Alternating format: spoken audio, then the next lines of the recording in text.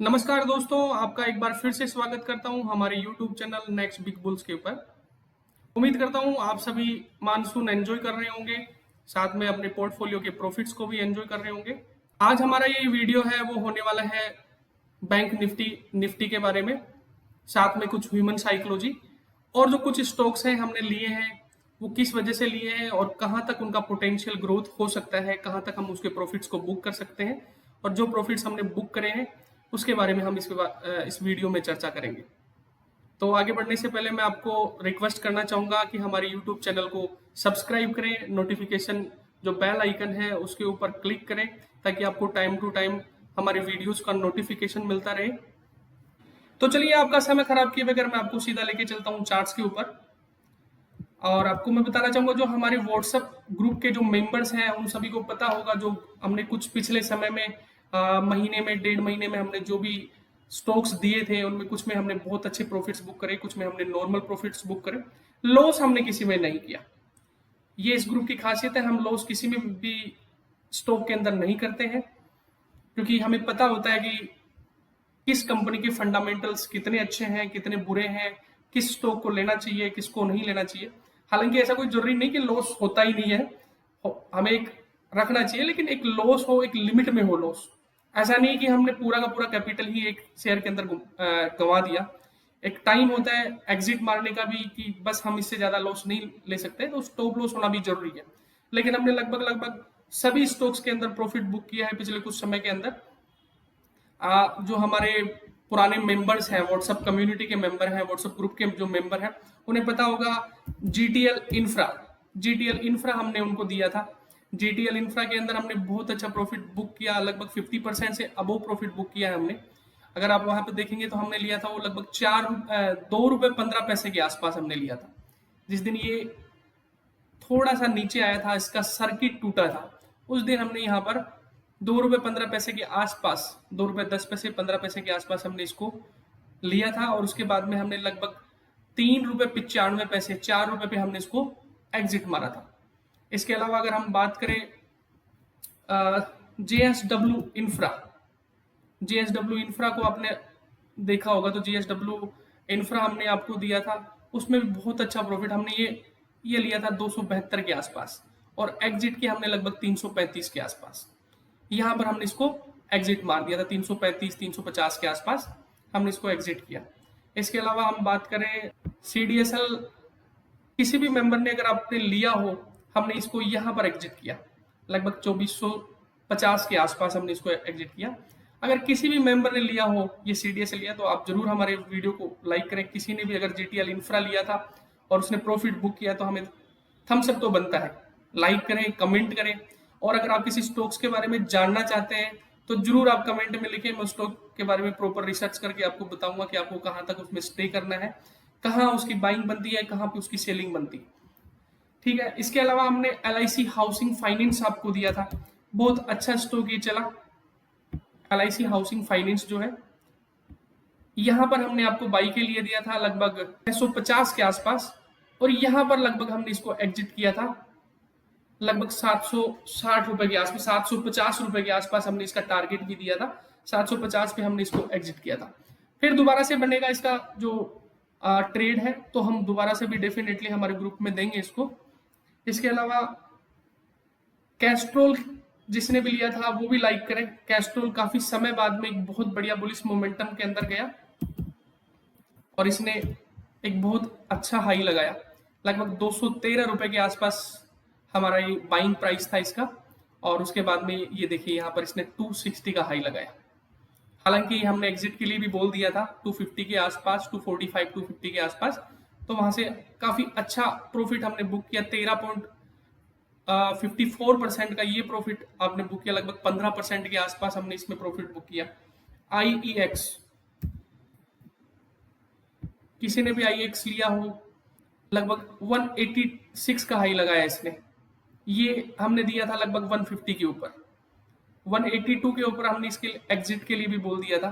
काफी अच्छा प्रॉफिट इसके अंदर रहा। जेनटेक, कुछ मेंबर्स ने जेनटेक भी लिया होगा, जेन टेक्नोलॉजीज आप देख रहे होंगे यहाँ पे जेन टेक्नोलॉजी, ₹1127 से ऊपर इसने अभी तक हाई मारा है। ₹1482 के आसपास इसने हाई बनाया अपना। काफी अच्छा स्टॉक ये चला। इसके अलावा कपिटेक, वो खार्ड भी बहुत अच्छा स्टॉक हमारा चला। यहाँ पे अगर आप देखेंगे तो वो खार्ड सर्किट पे सर्किट लेता हुआ यहाँ तक गया। इसके बाद में हमने यहाँ पे इसको एग्जिट किया लगभग 852 के ऊपर। लगभग यहाँ पर हमें 30 से 35% के समथिंग इसको प्रॉफिट हमने बुक किया, हमें देखने को यहाँ पर मिला है। तो आपने इसमें से कोई भी कंपनी का अगर ट्रेड लिया हो तो जरूर आप हमें लाइक करिए, कमेंट करिए। आपका कोई और स्टॉक है जो फंसा हुआ है, पहले का लिया हुआ है, वो हमें जरूर कमेंट करिए। जीएमआर इंफ्रास्ट्रक्चर हमने दिया, Jupiter wagon, Tejas network, Exide battery, JSW infra, ये सारे स्टॉक्स में बहुत अच्छे हमने प्रॉफिट किए। इसके अलावा अगर हम बात करें आगे तो कुछ स्टॉक्स में जिसमें हमने रिसेंटली पोजीशन बनाई है पिछले 15-20 दिन के अंदर, या अभी कुछ 5-6 दिन के अंदर, इस मंथ के अंदर हमने कुछ पोजीशंस ली है, उसके बारे में भी हम बात करेंगे। आपको मैं एक चीज बता देना चाहता हूँ कि यहाँ पे हम जो भी स्टॉक्स देते हैं वो बिल्कुल फंडामेंटली स्ट्रॉन्ग होते हैं, जिनके फंडामेंटल्स बहुत बढ़िया होते हैं और उम्मीद होती है कि हाँ ये ऊपर जा सकते हैं, वही स्टॉक आपको प्रॉपर एनालिसिस करके दिया जाता है। अदरवाइज हम कोई भी ऐसे स्टॉक में घुसना नहीं चाहते हैं जो हमें लॉस दे। ठीक है, जिस भी कंपनी के फंडामेंटल्स बिल्कुल वीक है, खराब है, और वो स्टॉक अगर ऊपर भी जा रहा है तो बिल्कुल हम उसके लिए एक अवॉइड करते हैं कि हमें ये स्टॉक्स में नहीं घुसना है। अब हम बात करते हैं जो स्टॉक्स हमने लिए हुए हैं ऑलरेडी। कुछ स्टॉक्स में बहुत बढ़िया ब्रेकआउट आया है, कुछ स्टॉक्स हैं अभी भी रेंज के अंदर घूम रहे हैं। अगर हम बात करें यस बैंक की, यस बैंक हमने व्हाट्सएप के ऊपर भी आपको ग्रुप में बताया था पहले भी कि यस बैंक में कभी भी ब्रेकआउट आ सकता है जब भी ये रेंज टूटेगी ₹24.5 की या ₹25 की। यहाँ से हमने पोजीशंस भी यहाँ पे बना के रखी हुई थी, लगभग ₹23-24 के आसपास हमने इसको दिया था। और उसके बाद में ये देखिए कल कितना अच्छा ब्रेकआउट आया है। फ्राइडे को बहुत अच्छा ब्रेकआउट आया, 11.23% ये स्टॉक क्लोज हुआ है, जबकि ये हाई इसने लगाया है ₹27 का हाई लगाया है। आपको मैं बताना चाहूंगा थोड़ा सा आपको पेशेंस यहाँ पर रखना होगा, क्योंकि अब जो इसका नेक्स्ट टारगेट आने वाला है वो है ₹28.55 के समथिंग। यहाँ से अगर ये स्टॉक कुछ होल्ड करता है, 1-2 दिन होल्ड भी करता है, रुकता है, अगर यहाँ से सीधा ही गिरावट में वापस आ जाता है, अगर प्रेशर, सेलिंग प्रेशर इसके ऊपर आ जाता है, तो वो एक अलग बात है। तो हम यहाँ से, क्योंकि तो भी हम प्रॉफिट में रहेंगे, यहाँ से अपन निकल सकते हैं। लेकिन यहाँ से उम्मीद ये है कि बहुत अच्छा ब्रेकआउट आने के बाद में कोई भी स्टॉक है वो रुकता नहीं, और यहाँ से स्टॉक है, एक नया टारगेट आप यहाँ से ले सकते हैं ₹28.50 का। उसके बाद में एक दूसरा जो टारगेट है वो है ₹32 के समथिंग। यहाँ पे ₹32 तक आप इसमें बने रह सकते हैं। वो चाहे धीरे धीरे जाए, या हो सकता है 2-3 दिन के अंदर ये टारगेट को अचीव कर ले। ठीक है, तो ये बहुत बढ़िया स्टॉक है, फंडामेंटल्स काफी स्ट्रॉन्ग है यस बैंक के। और अगर हम क्वार्टर टू क्वार्टर इसकी बात करें तो इसके सारी चीजें, जैसे कि एनपीए है वो भी कम हो रहा है, इसका डिपॉजिट ग्रोथ भी है वो भी बढ़ रहा है। इसके बाद में हम बात करेंगे इरिडा की, जो कि हमने बस 2 दिन पहले, 3 दिन पहले ही दिया था। और उसके बाद में आप देखेंगे यहाँ पर जैसे ही ये इस रेंज से बाहर निकला ₹200 की रेंज से, तो हमने रिकमेंड कर दिया था, और आज ये स्टॉक 3 दिन के अंदर ₹228 के आसपास है। उम्मीद करता हूँ कि एक ऐसी रैली आपको यहाँ पर देखने को मिलेगी। ये जो रैली आपको दिख रही है, सेम टू सेम रैली आपको यहाँ पर देखने को मिल सकती है इसके अंदर। तो आप बने रहिए। पहला टारगेट आपका लगभग रहेगा 260 के आसपास। उसके बाद में हम ₹300 के लिए भी रुक सकते हैं इसके अंदर, लेकिन अपना स्टॉप लॉस मेंटेन करके रखिएगा। स्टॉप लॉस आप जैसे जैसे ये स्टॉक ऊपर बढ़ते जाता है, अपना स्टॉप लॉस को भी आप ऊपर इसको क्लोज लेते आइए।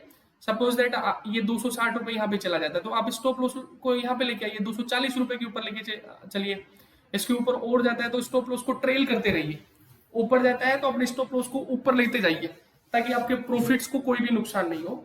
और देखिए ह्यूमन साइकोलॉजी की अगर हम बात करें तो कई बार क्या होता है कि जैसे ये स्टॉक यहाँ से चला, दूसरे दिन इसमें गिरावट रही 1.17% की, तो यहाँ पर आकर के जो बहुत नए हैं मार्केट के अंदर वो घबरा जाते हैं कि यार ये तो गिर रहा है, गिर रहा है। नहीं, अगर किसी भी कंपनी ने इतना अच्छा ब्रेकआउट दिया है, आप यहाँ पे देखेंगे नीचे की तरफ इस ब्रेकआउट के अंदर वॉल्यूम्स है वो एवरेज वॉल्यूम्स के ऊपर पहुंच गई हैं, बहुत ऊपर पहुंच गई हैं वॉल्यूम्स में। आप यहाँ पे देखेंगे इसके बाद में वॉल्यूम्स है वो बढ़ती जाएंगी। आप देखेंगे अगर ये स्टॉक को बढ़ना है ऊपर तो यहाँ पर वॉल्यूम्स है वो बढ़ना शुरू हो जाएगा। इसके अलावा RSI देखेंगे आप यहाँ पे 74 के आसपास चल रहा है, तो बहुत ही सेफ ट्रेड है, बिल्कुल आप इसको होल्ड करके रखिए। 260, 280, 300 तक आप इस स्टॉक को होल्ड कर सकते हैं, साथ में अपना स्टॉप लॉस है वो भी ट्रेल करते रहिए। इसके अलावा और स्टॉक हमने दिया है आपको IRFC में भी आपको एक बहुत अच्छा ब्रेकआउट यहाँ पर देखने को मिल रहा है।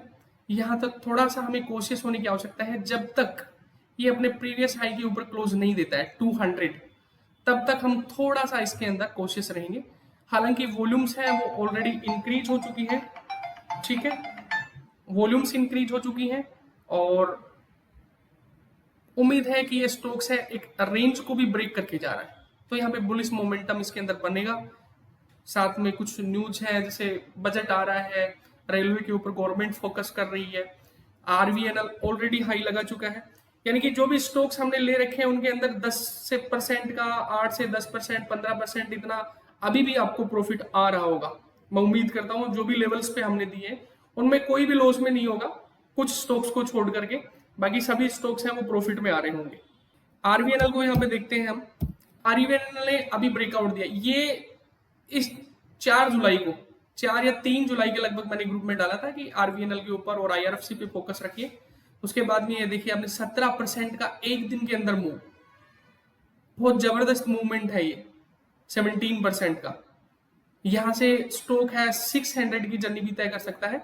हालांकि एक बहुत बढ़िया रेजिस्टेंस यहाँ पे आपको 500 रुपए का देखने को मिलेगा, 500 रुपए का, जो कि एक साइकोलॉजिकल लेवल है, वहां पर थोड़ा सा आप कोशिश हो सकते हैं। बाकी अगर ये यहाँ से ऊपर निकलता है तो 600 की टारगेट आपको आराम से अचीव होंगे यहाँ पर, ठीक है। इसके अलावा हम बात करते हैं NBCC। NBCC मैंने आपको दिया था प्रीमियम ग्रुप के अंदर। NBCC हमने यहाँ पर दिया था आपको लगभग 155 के आसपास, और एक बहुत ही बढ़िया निकल रहा है ऊपर की तरफ। अगर आप इसको लॉन्ग टर्म के लिए भी होल्ड करें तो भी बहुत बढ़िया स्टॉक है। लॉन्ग टर्म में अगर आप देखेंगे तो स्टॉक अपने लाइफ टाइम हाई को निकाल रहा है, 141 को निकाल रहा है। 141 के निकालने के बाद में यहाँ पर थोड़ा सा सेलिंग प्रेशर आया, दोबारा से इसने इसको रीटेस्ट किया और उसके बाद में ये दोबारा से फ्रेश ब्रेकआउट दे चुके हैं। फ्रेश ब्रेकआउट हालांकि हो चुका है इसके अंदर, ये फ्रेश ब्रेकआउट आपका हो चुका है। यहाँ पर अगर आप देखेंगे तो 188 के ऊपर वीकली कैंडल है वो क्लोज हो चुकी है और यहाँ पर एक बहुत बढ़िया मोमेंटम बनता हुआ दिखाई दे रहा है। तो आप इसके अंदर आप होल्ड कर सकते हैं। लॉन्ग टर्म का अगर आपका व्यू है तो 500 तक भी आप इसको होल्ड कर सकते हैं। गवर्नमेंट सेक्टर की कंपनी है, बहुत अच्छी कंपनी है। आगे हम बात करेंगे आपके दूसरे जो स्टॉक्स हैं उनके बारे में। इंडोविंड एनर्जी, इंडोविंड एनर्जी अगर आप देखेंगे यहाँ पर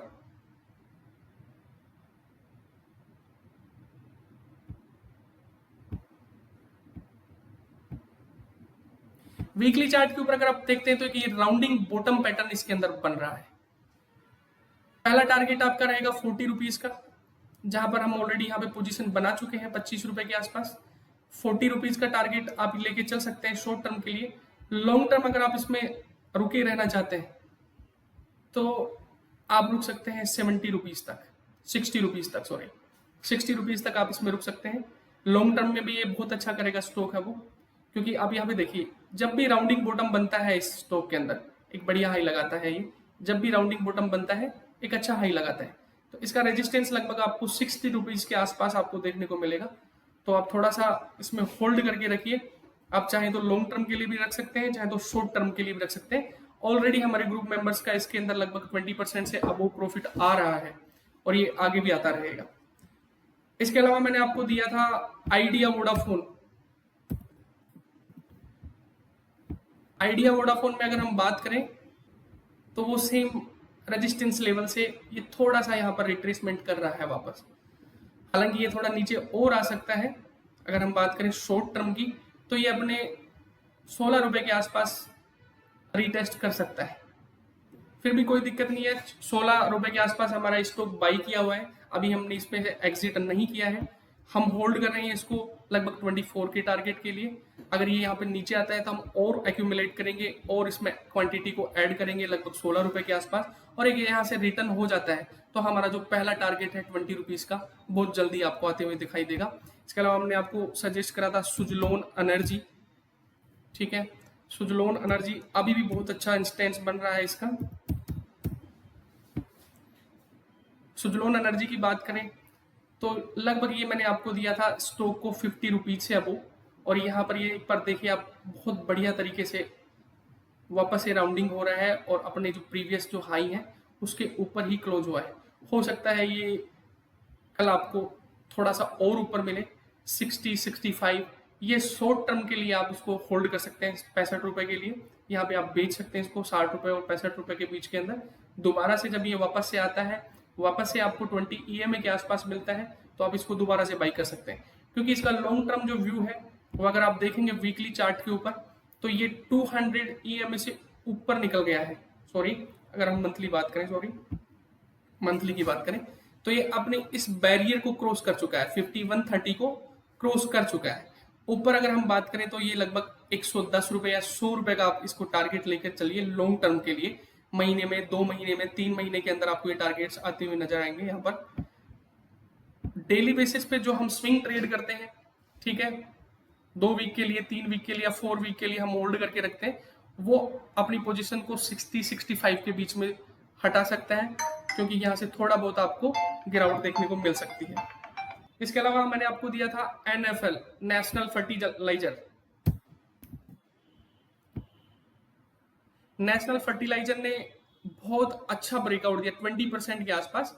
ये बाई किया हमने लगभग 115 के आसपास, और उसके बाद में थोड़ा सा नीचे आ गया 20% का वो देने के बाद में एक बार फिर से दोबारा से ये इसका जो अमाउंट है, प्रीमियम है, वो ऊपर की तरफ ही शिफ्ट होते हुए जा रहा है। अगर ये नीचे भी आ जाएगा तो इस चीज से कोई फर्क नहीं पड़ रहा है, एक जगह पे आकर के सपोर्ट लेगा।